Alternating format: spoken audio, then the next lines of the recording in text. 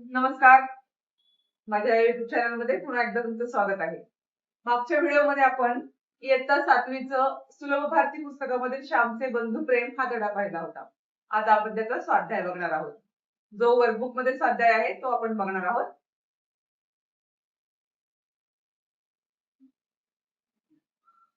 श्यामचे बंधू प्रेम.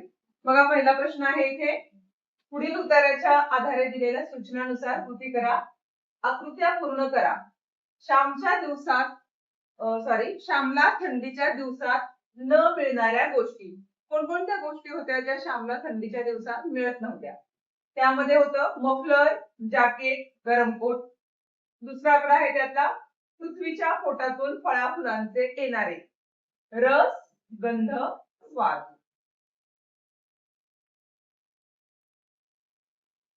कृती 2, चौकटी पूर्ण करा. हट्ट धरून बसलेला लहान भाऊ यांचे बंड माजले नव्हते कपड्यांचे. थंडीच्या दिवसात याची चौघडी गळ्यात बांधायची. धोतर. लेखक शिकायला गेलेले गाव दापोली. पृथ्वीला दिलेले विशेषण गंधवती पृथ्वी. आता पुढचा जो प्रश्न आहे, कृती आहे, ती आहे स्वमतची. स्वमत म्हणजे तुमच्या स्वतःचं मत इथे लिहायचं असतं, पण मी तुम्हाला एक उदाहरणादाखल मत लिहून दिलेलं आहे की कसं मत लिहिणं अपेक्षित आहे. प्रश्न असा आहे, गंधवती पृथ्वी म्हणजे काय ते तुमच्या शब्दात लिहा. गंध म्हणजे सुवास किंवा सुगंध. गंधवती म्हणजे सुगंध धारण करणारी आपली पृथ्वी म्हणजे माती. ही गंध धारण करणारी मायेची मूर्ती आहे. पाऊस पडतो तो मातीच्या गर्भात जातो, तेव्हा मातीचा सुगंध वाऱ्यावर पसरतो किंवा दरवळतो. हा मातीचा गंध दिशा दिशात पसरतो, म्हणून वर्षा ऋतूमध्ये पृथ्वी गंधवती आहे किंवा गंधवती होते असं या ठिकाणी म्हटलेलं आहे. असं उत्तर लिहिणं इथे अपेक्षित आहे. पुढचा प्रश्न आहे उतारा 2 वरचे. आकृती पूर्ण करा. श्यामने आणलेला नवीन कोट बघून त्याच्या आई वडिलांच्या मनामध्ये कोणकोणते प्रश्न उपस्थित झाले? आता इथे आपल्याला 3 चौकटी दिलेल्या आहेत, त्यामध्ये आपल्याला उत्तर द्यायचे. कर्ज काढले का? कोणाचे पैसे चोरले का? फीचे पैसे खर्च केले का? किंवा कोट उधारीवर शिवून आणला का? असे 4 प्रश्न आहेत जे श्यामच्या आई वडिलांच्या मनामध्ये आले होते. पुढचं पान आहे बघा हे. पुढचा प्रश्न आहे कृती 2, चौकटी पूर्ण करा. चुलीजवळ शेकत बसलेला श्याम. धाकट्या भावाचे नाव पुरुषोत्तम. आईने लेखकाला दिलेले शिकवण. कृती 3, पुन्हा एकदा स्वमत आलेला आहे. वडिलांनी पाठीवरून हात फिरवण्यात सारे बोलले होते, हे विधान स्पष्ट करा. श्यामचे भर पावसात अडचणींना डावलून धाकट्या भावासाठी नवीन कोट आणला. त्याचे हे बंधुप्रेम पाहून आई वडील गहिवरले. आईने तू मनाने मोठा झालास असे श्यामला म्हटले, पण वडिलांचे मन एवढे ओथंबून आले की त्यांच्या तोंडून शब्दच सुटेना. म्हणून वडिलांनी श्यामच्या पाठीवरून हात फिरवला आणि त्या हात फिरवण्यात त्यांचे सगळे शब्द होते असं श्यामला इथे सांगायचं आहे. पुढचा प्रश्न आहे जो पाठाखालील स्वाध्याय आहे. धड्याखाली जे काही प्रश्न आहेत तो स्वाध्याय आपण बघणार आहे. प्रश्न पहिला, पुढील प्रश्नांची 1-2 वाक्यात उत्तरे लिहा. त्यातला पहिला आकडा आहे, नवीन पाऊस सुरू होण्याचा मातीवर काय परिणाम होतो? उत्तर, नवीन पाऊस सुरू झाला की भिजलेल्या ओल्या मातीला एक रम्य सुंदर सुगंध येतो.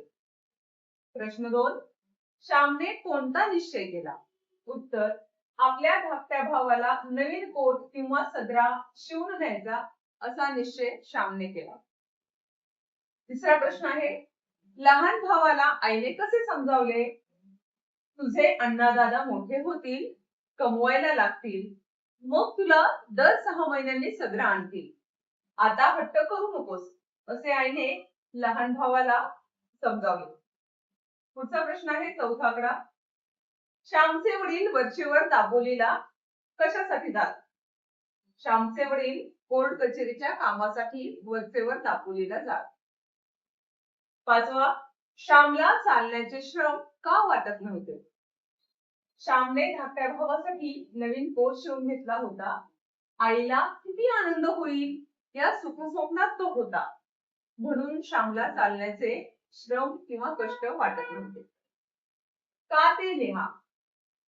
श्यामचे डोळे अश्रूंनी का भरले किंवा का नांदले होते? धाकट्या भावाचा कोट शिवून हातात आला. जवळच्या पैशात सारा खर्च भागला. आपण केलेला निश्चय पूर्ण झाला म्हणून कृतार्थ भावनेने श्यामचे डोळे अश्रूंनी न्हाले. दुसरा आकडा. श्याम ज्यांच्या घरी राहायचा त्यांनी त्याला जाऊ नको असे म्हटले.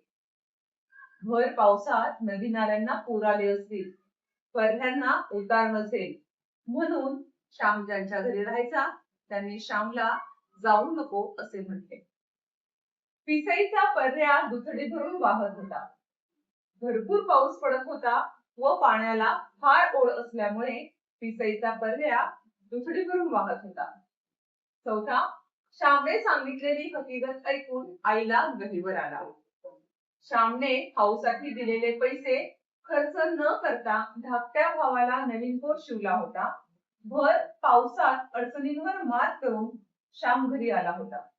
ही हकीकत ऐकून श्यामचे हे अपार बंधुप्रेम पाहून आईला गहिवर आला. तुझा प्रश्न आहे, कोण कोणाला म्हणाले? हा काही अन्नाच्या अंगचा नाही. श्यामचा धाकटा भाऊ आईला म्हणाला. हा मी पुरुषोत्तमासाठी शिवून आणला आहे.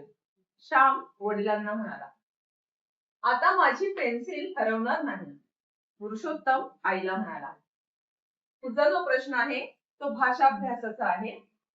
पुढील दिलेल्या शब्दांच्या विरुद्ध अर्थाचे शब्द चौकटीतून लिहा.